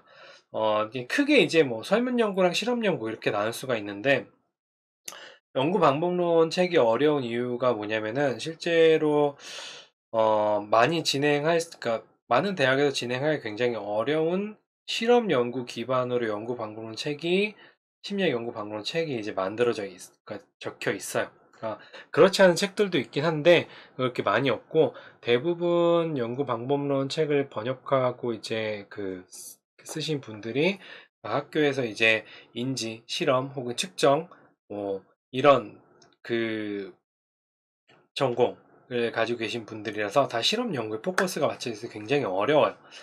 그래서 저도 굉장히 어려웠던 것 같긴 한데, 아무튼 뭐 설문 연구와 실험 연구 두 가지로 나눌 수 있는데, 이거는 여러분들이 이제 연구 문제를 어떻게 해결하느냐에 따라서 달린 거예요. 그러니까 뭐 연구 설계 같은 경우에는 예를 들어서 내 목적이 서울에서 부산을 간다라고 했을 때 비행기를 타고 가냐 아니면은 뭐 KTX 타고 가냐, 이걸 선택을 하는 거예요. 물론 이제 어떻게 가는 게 훨씬 더 편하게 갈 수 있는지, 더 빠르게 갈 수 있는지, 뭐 집이 김포공항 옆이라면 굳이 서울역까지 갈 필요 없이 뭐 비행기 타고 가는 게 훨씬 더 빠르겠죠. 근데 아니면 이제 공항이랑 굉장히 먼 경우에는 KTX가 좀 더 빠를 수도 있겠고, 그런 건 이제 연구자가 선택을 하는 거예요. 설문 연구 같은 경우에는 관심 있는 변수, 측정할 수 있는 도구를 사용해서 자료를 수집하는 거고, 실험 연구는 대상 혹은 자극들 선택 조작해서 처지에 따른 행동 특성 반응들을 이제 자료를 수집하는 게 실험 연구예요. 저는 개인적으로는 실험 연구를 좀 더 선호하는 편이에요. 지금 설문 연구를 하나 진행하고 있는데 너무 힘들어요. 와, 정말 미쳐버릴 것 같아요. 아무튼 차라리 실험 연구로 진행했으면은 음, 실험 연구도 어렵긴 어려워요. 말을 잊지 못하는 거 보니까. 그래도 실험 연구가 나았을 것 같아. 자, 아무튼 이건 뭐 개인의 선호니까. 그다음 연구에 사용되는 변수에 대해서 몇 가지를 좀 알아볼 텐데 그냥 쭉 한번 볼게요. 독립변수, 종속변수, 통제변수, 매개변수, 조절변수, 예측변수, 준거변수, 뭐 여러 가지 변수들이 있어요. 독립변수는 실험자가 조작 및 선택한 변수죠. 그러니까 원인이에요. 이거는 원인. 종속변수는 관찰 혹은 기록되는 변수, 독립변수의 결과로 나타나는 변수, 결과 변수가 되고, 우리가 이제 종속변수라고 했을 때, 뭐 그냥 종속변수는 종속변수지 라고 생각할 수도 있겠지만, 어떤 행동 자체가 이제 종속변수가 될 수가 있고, 어떤 결과로 나타나는 거, 음, 그런 것들이 이제 종속 변수예요. 우리가 그럼 연구에서 가장 중요한 건 뭡니까? 라고 물어봤을 때, 그러니까 일반적으로 연구에서 가장 관심이 되는 부분은 종속 변수예요. 그러니까 왜냐하면 내가 문제라고 문제 의식을 가지게 된 변수가 종속 변수고, 이거에 대한 원인이 무엇이냐를 찾는 독립 변수를 찾는 게 이제 연구가 되는 거기 때문에, 어쨌든 종속 변수가 가장 주된 관심 변수라고 이야기를 할 수가 있습니다. 통제 변수, 연구에서 일정하게 유지되는 잠재적 독립 변수라고 이야기하는데, 제가 아까 예를 들었던 거 있죠? 신발 사이즈, 지능, 그래서 연령 있을 때 원래 이렇게 영향이 있다라고 했을 때 통제 변수로 연령을 사용하게 되면은 신발 사이즈가 지능의 그 원인이 된다라고 하는 거는 결과가 안 나와요. 이런 연구에 일정하게 유지되는 잠재적인 독립 변수가 통제 변수로 사용될 수가 있습니다. 일반적으로 인구 통제격적 변수들이 통제 변수로 사용이 되고, 때로는 이제 어떤 특정한 심리적인 변수들이 통제 변수로 사용이 될 수도 있어요. 우리가 통제를 해야 될 때. 심리적인 변수 같은 것을 이제 지능 같은 것들이 이제 뭐 통제 변수로 사용될 경우도 있고, 그것들은 연구의 목적이라든지 설계에 따라 다르기 때문에 어떤 변수가 일반적으로 통제 변수로 사용된다는, 일반적으로 이제 인구 통계학적 변수들이 통제 변수로 좀 많이 사용이 되고, 나머지 심리적 변수들은 그렇게 많이 사용되진 않아요. 매개 변수, 독립 변수와 종속 변수 관계를 보다 구체적으로 나타내는 변수가 이제 매개 변수예요. 우리가 이제 그 사회학 통계 그 매개 효과 검증에서 이제 매개 변수는 얘기했으니까 넘어갈게요. 조절 변수는 독립 변수, 종속 변수 관계를 달라지게 하는 변수가 조절 변수고, 궁금한 학생들은 혹시 이제 앞에 사회학 통계를 안 본 학생들 중에서는 사회학 통계 조절 효과 검증 부분을 보면은 조절 변수가 뭔지 알게 될 거예요. 예측 변수와 준거 변수는 요거는 똑같아요. 똑같은데 여기서 여러분들이 좀 알아야 될 게, 독립 변수와 종속 변수라고 하는 말은 언제 쓸 수 있냐면 실험 연구에서만 쓸 수 있어요. 언제? 왜? 이 조작에 의해서 어떤 결과가 달라진다. 그래서 이제 뭐 어디에 종속되는 거예요? 이 조작의 종속된 어떤 변수이기 때문에, 그래서 실험 연구에서만 독립변수와 종속변수라는 말을 쓸 수 있습니다. 좀 강경한 분들은. 근데 일반적으로 우리가 이제 원인을 독립변수, 종속변수 쓰는데, 예측변수와 증거변수는 언제 쓰냐? 요건 이제 관계연구, 회귀분석 계열에서 이제 예측변수가 x고 증거변수가 y예요. 프리딕터, 그 다음에 이제 크라이테리온이라고 이야기를 하고, 예측 변수가 x. 그러니까 여러분들이 이제 조금 유식한 척 하고 싶으면 이제 독립 변수, 종속 변수는 실험 연구에서만 사용되는 거야. 왜냐면은 조작이 되는 변수를 독립 변수로 두고 그 조작에 의해서 나타나는 결과를 보는 게 종속 변수이기 때문에 실험에서만 쓸 수 있지, 설문 연구라든지 아니면은 관계 연구에서는 독립 변수와 종속 변수 쓰면 안 돼. 안 돼. 뭐 이렇게 이야기를 해야 되나? 뭐 아무튼 뭐 여러분 편한 대로 하세요. 근데 저는 되도록이면 이걸 좀 구분하려고 해요. 독립변수, 종속변수, 예측변수, 중거변수. 근데 이제 혼란을 막기 위해서 일반적으로 이제 독립변수, 종속변수라는 용어를 사용을 하겠습니다. 근데 저도 이제 그 실험 연구, 그니까 뭐지? 설명을 하면서 독립변수, 종속변수 얘기를 하면은 뭔가 쿡쿡 찔러. 뭔가 조금 이상해. 뭔가 걸리는 느낌이 조금 들어요. 어떻게 보면 저도 이제 그 실험을 이제 주로 해서 그런지 모르겠는데, 이게 그 뭐지? 뭐라 그랬나? 약간 좀 강경파의 입장인 것 같아요, 저도. 자, 아무튼 뭐 연구 변수의 종류는 이렇게 된다라는 거 알고, 뭐 세세한 부분들은 여기 사용되는 변수라든지 아까 분석이라든지 이런 데서 추가적으로 공부를 하시면 될 것 같아요. 자, 그 다음에 이제 마지막은 아니지. 이제 그 연구 준비 단계의 마지막이죠. 연구 윤리, 연구 계획의 사전 승인을 받아야 되는데, 기관윤리심의위원회, IRB가 있습니다. IRB를 이제 그 심의를, 사전 계획 승인을 받아야 되는데, IRB 기구로부터 심의를 받아야 돼요. 그러니까 이게 이제 제가 석사 때까지만 해도 연구윤리 이게 거의 없었어요. 없었던 것 같은데, 없었다기보다 막 이제 막 하려고 그랬는데, 딱히 이제 IRB가 필수가 아니었죠. 근데 지금은 이제 IRB가 필수죠. 이게 이제 다 그 황석 박사 사건 이후로 연구 심의에 대한 논의가 활발하게 이루어지고, 그 이후에 각 대학의 이제 IRB 기구들이 이제 만들어지기 시작했죠. 그 연구기관윤리심의위원회 연구계획서 심의 내용은 이제 뭐 가장 중요한 건 이제 어떻게 보면은 질의한 문서 작업이긴 한데, 이 연구윤리가 중요한 이유는 연구에 참여한 사람들의 위험성, 그러니까 특히 이제 우리 설문이나 연구를 할 때 우리가 뭘 수집해요? 개인정보를 수집하죠. 이 개인정보를 어떻게 처리를 하느냐, 어떻게 보관을 하고, 그 다음에 이제 심리 검사 같은 경우는 그것도 어떻게 보면 개인정보예요. 물론 익명화가 됐다고 하긴 하지만 나의 어떤 심리 상태를 설문지에 보고를 하는 거잖아요. 그런 데이터들을 어떻게 보관하고 처리할 것이냐, 이런 것들에 대한 내용들이 쭉 담겨 있어야 돼요.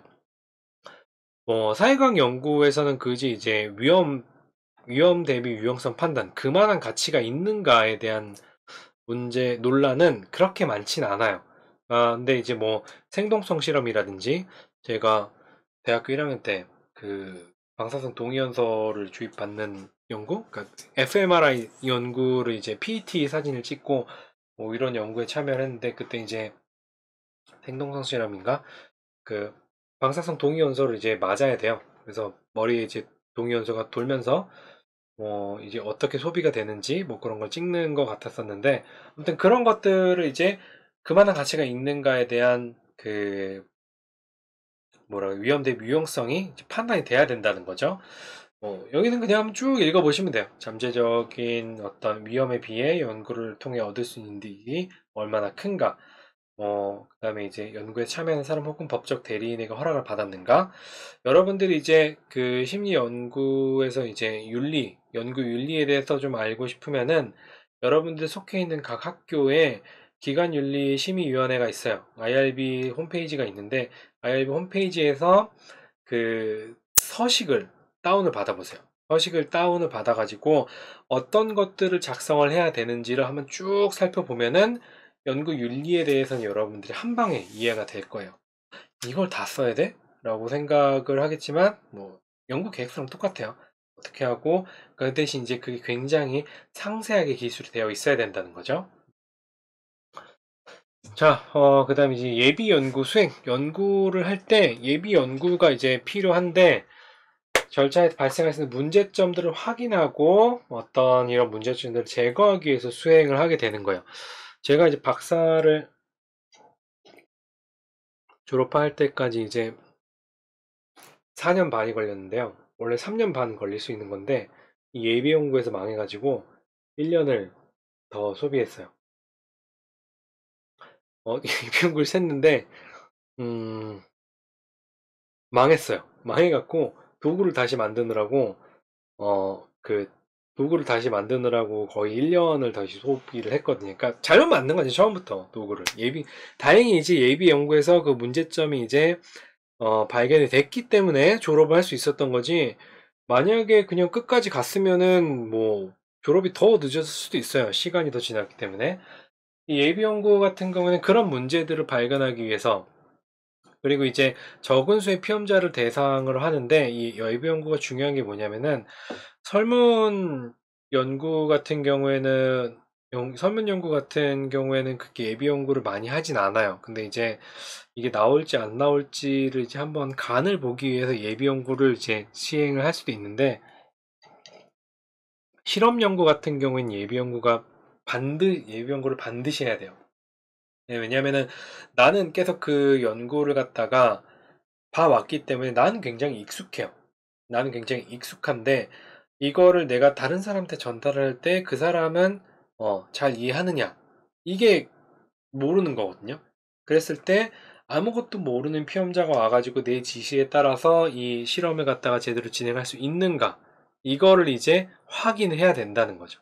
그리고 나는 이거 한 20분이면 될 것 같아 라고 내가 난 빠르니까 20분이면 될 것 같은데 막상 아이고 피험자가 와가지고 실험할 때 막 40분씩 걸린단 말이야. 고지는 20분이라고 이야기를 했는데, 공지를 했는데, 40분이 걸려버리면은, 다른 실험 스케줄에 차질이 생기겠죠. 난이도. 그러니까 천정효과라든지 바닥효과.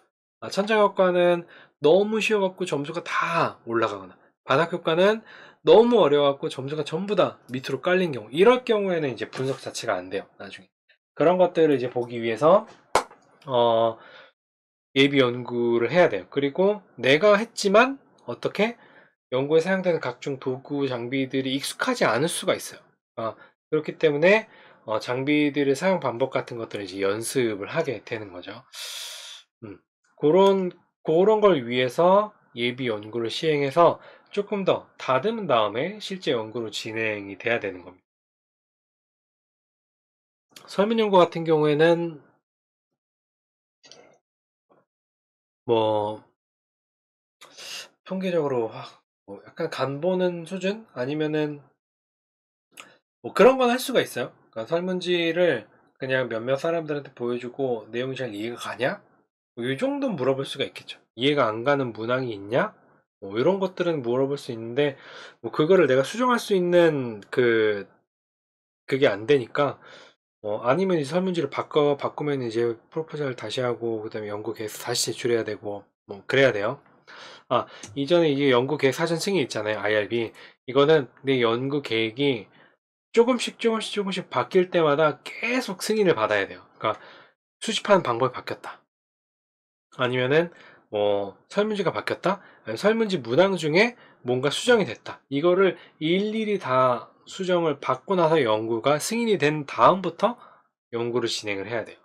아무튼 그런 것들이 이제 그 예비 연구를 통해서 그런 문제점이 발견이 되고 그 문제점을 수정했는데 그 수정된 문제점이 어떤 도구가 변경된다든지 절차가 변경된다든지 아니면 뭐 그럴 경우에 그거를 다시 또 IRB 심의를 받아서 승인을 받고 연구가 진행이 돼야 되는 겁니다. 예비 연구도 엄밀히 따지자면은 그 승인을 받고 해야 되는 거예요. 예비 연구라고 사람이 적으니까 괜찮잖아요 라고 해도 어떤 위험 대비 유용성이라든지 어떤 그 실험 같은 경우에는 연구 참가자들이 겪을 수 있는 스트레스 같은 게 있거든요. 그런 것들을 이제 승인을 받고 하는 거하고 승인을 안 받고 하는 건 나중에 문제 생겼을 때 그 문제가 생겼을 때는 승인을 안 받고 했을 경우에는 연구자가 그냥 다 독박 쓰는 거예요. 자, 그다음에 편향된 연구. 이 연구를 진행을 할 때, 음, 연구가 이제 의도치 않게 편향될 수가 있어요. 의도치 않게 이거는 조작이나 이런 의미가 아니라 연구자가 가지고 있는 어떤 신념이라든지 부주의라든지 이런 걸로 인해서 연구가 의도치 않게 오염이 될 수가 있어요. 그러니까 부주의한 연구자 편향 혹은 이제 관찰자 편향이라고 이야기하는데, 이런 의도하지 않거나 아니면은 연구자가 가지고 있는 신념이나 뭐 이런 걸로 의해서 연구가 그렇게 오염된 거는 일단 발생한 걸 파악하기 굉장히 어려워요. 연구의 신념, 선호, 경험 등으로 인해 발생할 수 있는 체계적인 오류를 부주의한 연구자 편향 혹은 관찰자 편향이라고 이야기를 합니다. 그러니까 뭐 설문 연구에서는 이런 편향이 뭐 그렇게 그 많이 발생하진 않죠. 그때는 이제 참여자에 의한 것들이 이제 발생을 할 수가 있지. 실험 연구에서 이제 편향이 많이 발생할 수가 있어요. 예를 들어 이런 거예요. 뭐 이렇게 부주의한 연구자의 부주의라고도 할 수가 있는데, 그러니까 저는 이제 아이들 대상으로 연구를 하기 때문에 아이들이 잘 안 따른단 말이에요. 지시에 안 따르면 어떻게 해요? 자, 그냥 항상 웃으면서 빵긋빵긋 웃으면서 약간 높은 톤의 목소리로, 그리고 아무튼 뭐 그런 식으로 이제 한단 말이에요. 그랬어? 그 다음에 어떻게 해야 될까? 이렇게 이제 이야기를 하면은 어쨌든 이런 것들이 아이들의 어떤 반응을 이끌어내는 거잖아요. 만약에 그렇게 했으면은 모든 아이들에게 똑같이 그렇게 해야 되는데 사람이다 보니까 지쳐요. 지치면은 이제 어떤 애들 그렇게 하는 거야. 뭐 이렇게 할 수도 있겠죠. 온도차 무엇? 너무 온도차가 이제 심한데 아무튼 그런 것들이 영향을 미칠 수가 있다라는 거죠. 편향을 최소화하는 방법은 어떤 편향을 통제하는 점은 편향이 있을 수 있다는 걸 인식하는 거예요. 연구를 진행하는 과정 중에 뭐 이런 걸 수도 있어요. 그러니까 여러분들이 선행 연구를 읽어보는 와중에서도 여러분들한테 유리한 논문만 읽는 것도 이것도 어떻게 보면 편향이라고도 이야기할 수가 있습니다. 아무튼 요걸 인식하는 게 중요해요. 이걸 인식한 상태에서 긴장을 한 상태에서 모든 참가자에게 가능한 획일적으로 연구 과정을 진행을 하는 거예요. 그래서 이제 제가 좋아하는 게 제가 직접 성인들 실험할 때도 그렇고 아이들 실험할 때도 그렇고 어, 제가 직접 얘기하는 것보다는 컴퓨터가 설명하는 걸 가장 좋아해요. 자, 시작해봐 하고 자, 보여? 뭐 이렇게 하는 거야? 이렇게 하는 거야? 뭐 이렇게 하는 거야? 뭐 이제 애들은 이런 어떤 중간중간 추임새가 있어야 되는데 성인 같은 경우에는 자, 보세요. 내용 혹시 이해 안 가신 거 있나요? 그것도 제가 안 물어봐요. 컴퓨터에 떠요. 그러면 이제 내용이 이해가 가시나요? Yes or no. Yes 누르면 이제 과제를 시작합니다로 넘어가는 거고 이해가 안 됩니다라고 하면은 이제 다시 처음부터 인트로덕션 시작하는 거예요.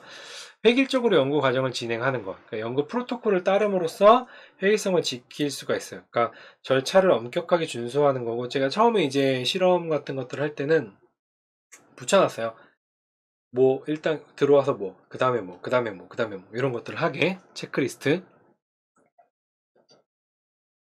그 다음에 이제 연구 참가자 혹은 연구의 목적과 가설을 알지 못하도록 은폐함으로써 감소시킬 수가 있습니다. 그런 것들이 이중은폐 설계고 이중은폐 설계 같은 경우에는 연구의 목적을 알지 못하는 사람을 제가 이제 연구자잖아요. 그러니까 내 은폐를 하기 위해서 왜냐면 내가 하면은 어때요? 연구 결과 잘 나왔으면 좋겠고 알게 모르게 이제 똑똑한 말 한스인가? 그런 것처럼 연구 참여할 때 눈치를 줄 수가 있잖아요. 그걸 피하기 위해서 실험자를 따로 불러요. 따로 이제 고용이라기보다는 아무튼 모집을 해가지고 자 어떤 연구인지는 말 안 해주고 자 연구 피험자들이 오면은 이거에 대해 설명을 해주고 이 절차대로 실험을 진행하시기 바랍니다. 이렇게 뭐 훈련만 하는 거죠. 그랬을 때 그런 것들이 이제 이중은폐라고도 이야기를 할 수가 있겠죠. 그러니까 누구 실험 연구 참여자도 모르게 하고 연구를 진행한 실험자도 모르게 하고 그런 것들이 이제 더블 블라인드 설계라고 이야기를 할 수가 있습니다. 네, 더블 블라인드에서 보면 이제 연구 참여자도 그 실험의 어떤 목적을 알지 못하게 하는 거라고 했잖아요. 그런 것들이 어떻게 보면은 속인 기법의 일종이라고 이야기할 수 있는데, 왜냐면은 이 IRB 그 사전 동의 이 연구에 대해서 어떻게 보면 다 설명을 하고 나서 연구를 진행을 해야 되는데, 자 일단 실험부터 시작하시죠 이렇게 하는 거니까 이거는 이제 연구 윤리에서 사전 동의 원칙에서 위배되는 거라고 이야기를 할 수가 있어요. 위배. 근데 이제 연구 정보를 미리 고지하게 될 경우에는 연구를 이렇게 알게 되면, 자 이거 다 거짓말인 거 아시죠? 라고 이제 이야기를 먼저 하고 하면은 누가 속아요? 그쵸? 그런 경우에 속임 기법을 사용하게 되는데, 아, 목이 점점 아프기 시작해. 1시간 20분이 지났어. 속임 기법을 얼마 안 남았어요. 속임 기법은 이제 아직까지도 논란이 되고 있어요. 근데 속임 기법을 사용을 해야만 하는 연구들이 있어요. 그런 주제들이 있고. 뭐 그럴 경우에 이제 어쩔 수가 없죠. 네, 속임법의 특정 주들이 정당할 수 있다 하나 최소한의 위험 이상을 포함하는 연구 윤리에 참여시키기 위해 연구 참여자를 속이는 최소한의 위험 이상을 포함하는 연구에 연구자를 참여시키기 위해서 속이는 것은 연구 윤리에 위배되는 거예요. 그러니까 여기서 하나 이제 속임법을 사용할 수 있는 거는 이 최소한의 위험이 보장이, 그러니까 거의 위험하지 않다면은 약간은 속여도 된다. 뭐 이렇게 이야기를 할 수가 있겠죠. 그런 이제 속임 기법을 사용한 연구에서는 이제 사후 설명이 들어가야 돼요. 당연히 이제, 당신은 속았습니다. 몰래카메라나 이런 것도 보면 마지막에 이제 몰래카메라라고 이야기를 해주잖아요. 그런 것들이 사후 설명이라고 이야기를 할 수가 있습니다. 그래, 이제 몰래카메라를 하는데, 자, 이제부터 널 몰래카메라를 찍을 거야 라고 하면 재미있어요? 없어요? 그거는 이제 예능이 아니죠. 물론 이제 그 실험이 예능은 아니지만, 어쨌든 어떤 효과를, 어떤 결과를 얻기 위해서 연구자들을 이제 연구 참여자를 속이는 거는 속일 수도 있는데, 어떻게 보면 예전에 여러분들이 가장 많이 알고 있는 밀그램 실험이 이제 대표적으로 속임 기법을 사용한 거죠. 저기 있는 사람 연기하는 거야. 연기하는 거니까 한번 네가 올릴 때까지 올려봐라고 하면 정말 권위의 복종 실험 결과는 나오지 않았을 거야. 근데 사후 설명을 해줬지만 어쨌든 그 밀그램의 실험은 그 여러 가지로 논란을 낳았고, 영화도 있어요. 그 밀그램의 무슨 실험? 뭐 이런 영화도 있는데 여러분 한번 봐보세요. 재밌어요. 아무튼 사후 설명, 연구된 연구 관련, 요건 이제 꼭 그 속임 기법을 사용한 연구뿐만 아니라 모든 연구에서 연구에 참여를 했으면은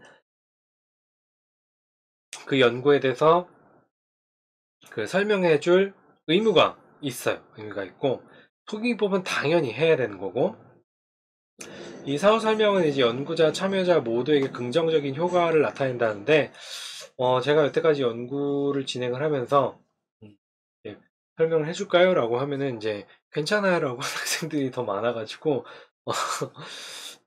참여자한테, 몇 명은 있었어요. 되게 많이 물어보는 학생들도 있었는데, 아무튼, 사후 설명은 이제 참여자를 교육하고 연구에 참여된 긍정적 정서를 남길 수가 있으니까, 이 연구의 의의가 어떻고, 이걸 통해서 무엇을 할 수가 있고, 이 연구를 통해서, 어떤 것들을 밝히고 이게 이 학문의 어떤 부분에 기여하는 거다라고 이제 이야기를 해주면은, 나는 이런 학문의 어떤 벽돌을 하나 얹었나? 뭐 이렇게 생각을 할 수도 있다는 거죠.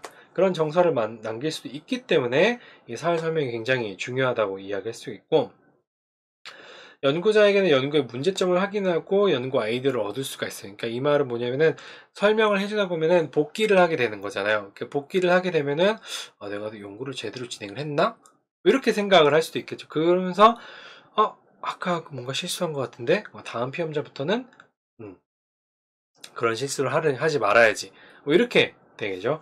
그다음에 사후 설명은 비형식적이고 간접적으로 이루어진다는 게 뭐냐면은 이게 뭐 공적으로 이게 형식으로 이루어진다기보다는 약간 이제 어떤 일이 끝나고 나서 약간 사담하듯이 뭐 어땠어요? 뭐 괜찮았어요? 어려웠어요? 혹시 뭐 궁금한 거 있어요? 이런 식으로 이제 제가 이제 뭐 연구를 진행을 하고 나면은 그 연구 참여한 그 연구 참여들한테 물어보는 방식은 이래요. 실험을 하고 나면 어렵진 않았어요? 뭐 어땠어요? 뭐 많이 뭐 잘 이해가 안 되는 부분이 있었어요? 혹시 궁금한 부분이 있나요? 연구가 뭐 어떻게 나올 것 같아요? 뭐 무슨 연구를 하는 것 같아요? 뭐 사전 설명을 하긴 했지만 뭐, 뭐 그런 식으로 이제 물어보면서 약간 농담하듯이 농담은 아니지만 뭐 그런 식으로 이제 이루어져야 된다는 거예요. 그러니까 비형식적이고 간접적으로 이루어져야 된다는 겁니다.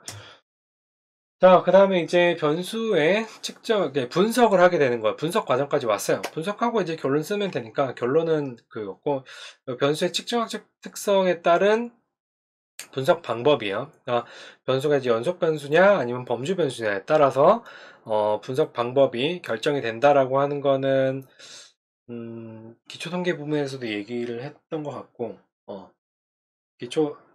사회학 통계 기초 시간에 아마 얘기를 했던 것 같아요. 거기서 다시 보면 되고 뭐 간단히 얘기하면은 X 변수가 그러니까 독립 변수가 범주 변수고 뭐 종속 변수도 범주 변수면은 카이스퀘어 검증 이거는 빈도라든지 이런 것들을 보는 거니까 그다음에 독립 변수가 범주 변수고 종속 변수가 연속 변수면은 T 검증이나 이제 아노바 계열을 사용을 하게 되고 독립 변수가 연속 변수고 범주 변수가 종속 변수가 범주 변수면 로지스틱 회귀 분석을 사용하게 됩니다. 그 다음에 둘 다 연속이면은 상반이나 회귀 분석 계열 이게 이제 연속 변수가 많아지게 되면 중다 회귀 분석이 되는 거고 여기서 연속 x가 많아지게 되면은 중다 회귀 분석이 되는 거고 연속 변수 아니, 범주 x가 많아지게 되면은 2way, 3way, 4way 이렇게 되는 거예요. 그런 식으로 이제 변수 특성에 따라서 우리가 분석 방법이 결정이 되니까 이거는 이제 어디서 결정되는 거예요? 우리가 여러분들이 다시 얘기하는 거지만 통계 분석 방법에 대해서 여러분들이 고민할 필요는 없어요. 왜냐하면 여러분들이 어떤 연구 문제를 가지냐에 따라서 어떤 설문지를 선택을 하게 되고 그 설문지가 범주 변수로 구분이 되는 거냐 아니면은 연속 변수로 구분이 되는 거에 따라서 어, 네.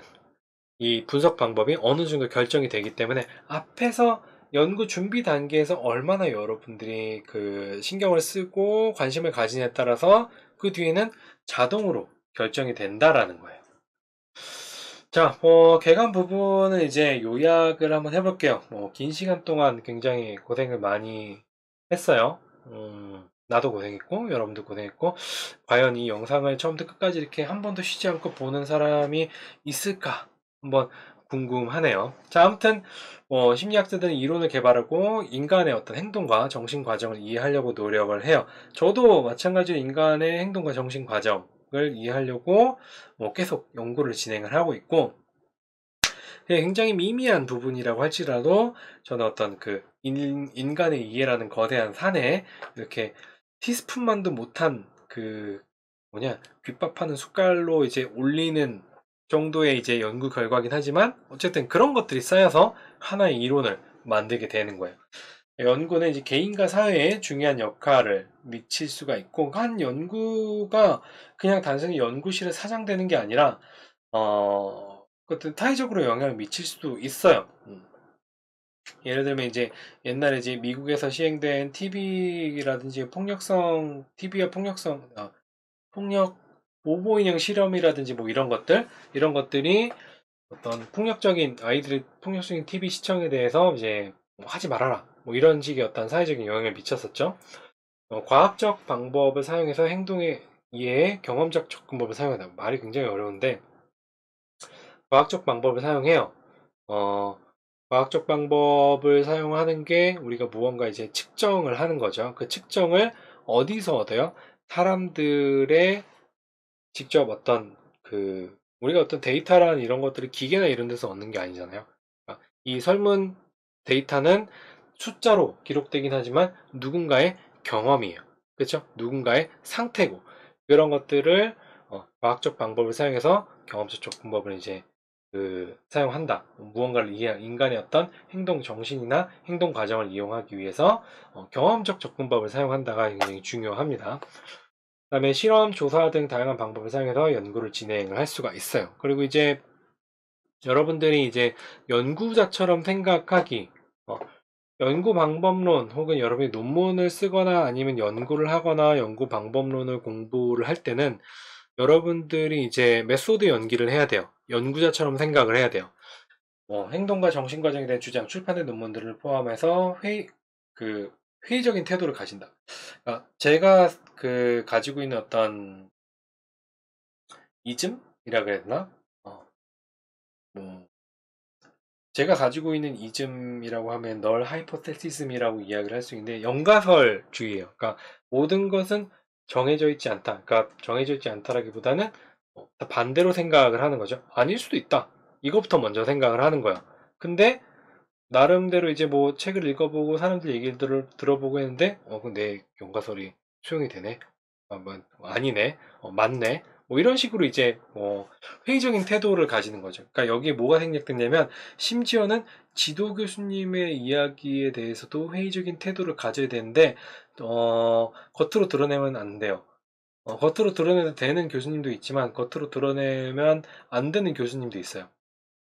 그래서 마음에만 갖고 있는 거고 여러분들이 눈치를 잘 보고 이건 아니지 않나요? 라고 이야기를 할 수도 있겠죠. 그 다음에 과학적 주장 확률적이에요. 그러니까 확률적이라고 하면 우리가 통계에서 배웠던 것처럼 뭐예요? 5%의 유의 수준이 뭐예요? 그 5%의 유의 수준을 가지지만 항상 5%의 오류를 가지고 있는 거예요. 근데 이제 많은 연구에 걸쳐서 일관된 결과는 과학에서의 강력한 주장이 될 수가 있는 거예요. 그러니까 확률적이기 때문에 회의적인 태도를 가져야 되긴 하지만 그래도 빈도가 굉장히 높으면은 강력한 주장이 될 수가 있는 거예요. 이 강력한 주장을 우리가 뭐라 그러냐면 패러다임이라고 이야기를 하죠. 자, 그 다음에 제가 굉장히 좋아하는 말이에요. 과학은 누적적인 일이다. 즉 현재 연구에는 이전의 연구 위에 현재의 연구는 이전의 연구 위에 지어진다. 이게 이제 제가 굉장히 좋아하는 말인데, 사행 연구 많이 얘기를 하는 거예요. 여러분들이 연구를 하거나 아니면은 뭐, 연구를 할 때, 사행 연구를 많이 읽어보고, 그걸 이해하려고 많이 노력을 하고, 아니, 연구 방법론을 공부하는 학생들도 논문을 읽어보면은 연구 방법론이 대충 감각적으로 이해가 될 수도 있어요. 그런 것들은 어쨌든 누적적인 일이고 공부도 누적적인 일이에요. 많이 하고 많이 쌓으면 여러분들이 피 같은 지식이 됩니다. 살 같은 지식이 되고. 자, 그 다음에 정당한 방법으로 연구를 수행하고 정확하게 결과를 보게 된 연구 윤리에 대한 이야기죠. 어떤 연구를 할 땐 윤리적인 측면을 지켜야 되고 여러분 연구 윤리가 연구 윤리 심의라든지 어떤 것을 지켜야 되는지 궁금하면 여러분들 학교에 있는 IRB 홈페이지에서 IRB라고 검색을 하면 그 기관윤리심의위원회가 있어요. 사이트가 있어요. 거기 들어가서 자료실에 들어가갖고 제출 서류를 다운을 받으면은 그런 게 없는 학교도 있는 것 같아. 그냥 웹에다가 그냥 제출하는 데도 있는 것 같거든요. 근데 대부분 아마 그런 서류들이 있어요. 그리고 IRB가 없는 학교들도 있습니다. 없는 학교들은 그 연구윤리심의위원회 메인 센터가 있어요. 거기서 받으면 돼요. 자, 아무튼 이렇게 해서 개관을 마쳤는데 어떻게 보면은 개관이 연구법에 다라고 이야기를 할 수가 있어요. 이 다음부터 나온 이야기는 우리가 개관에서 했던 이야기를 이제 더 풀어서 이야기를 하는 거예요. 자, 긴 시간 동안 여러분들 고생 많았고 아마 여기까지 원테이크로 나는 원테이크로 얘기했는데 여러분들 중에 원테이크를 끝까지 쭉 본 사람은 없을 거라고 생각을 합니다. 예. 아무튼 긴 시간 동안 고생하셨고 다음 시간에 뵙도록 하겠습니다. 수고하셨습니다.